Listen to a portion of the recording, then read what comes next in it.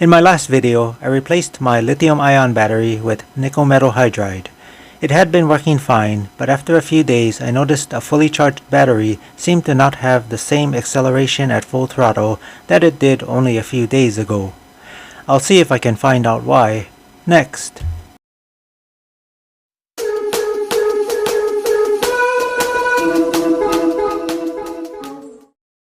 I fully charged each of these packs 5 days ago. When I measured the voltage for each of them at that time, they all measured just over 8 volts. Now that some time has passed, measuring the voltage again gives readings of 6.5 volts on the low end to a high of 8 volts. In the documentation that came with the battery packs, it says the packs may need to be charged a few times before they'll reach their full capacity. I'll see if that works by charging and draining these packs multiple times to see if the last charge will hold. I'm using the headlight to drain the battery because at 100% power, it can drain the battery in about 30 minutes.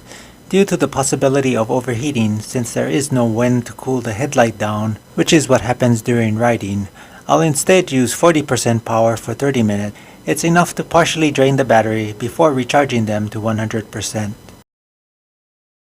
After draining and recharging the battery packs multiple times, I've recharged it again and will measure the voltage of each pack. At this time, 4 of the packs measure just over 8 volts, and one of them still seems to be a problem, only measuring just over 7 volts. I also have this pack I'm supposed to return, but recharged it as well so I could measure it one more time along with the rest of the packs. I'll let these batteries sit for a few days, then check if the voltage has decreased over that time. I think then I can see which batteries are malfunctioning and which are working properly. I've waited 3 days before measuring the voltage again, and all have dropped a slight percentage in that time. In looking at the measurements, it looks like the 3rd and 4th packs from the left have stabilized since I first got them. With that, it does seem like the charging and draining of the packs does help to break them in and get them to a point where they'll function normally.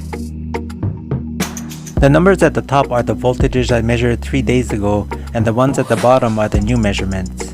It looks like there's still a problem with the 2 packs on the right. It's kinda discouraging to think that I only purchased 7 battery packs. One of them has already been sent back for replacement. Of the 7, a total of 3 of them were defective. I'm going to return the 2 measuring 7 volts, hoping the replacements will work properly. Beyond that, I don't think I'll be using this brand anymore. This brand is very flaky. If you have any questions or comments, leave them in the comment section down below. That's all I have for now, and I will catch you in the next video.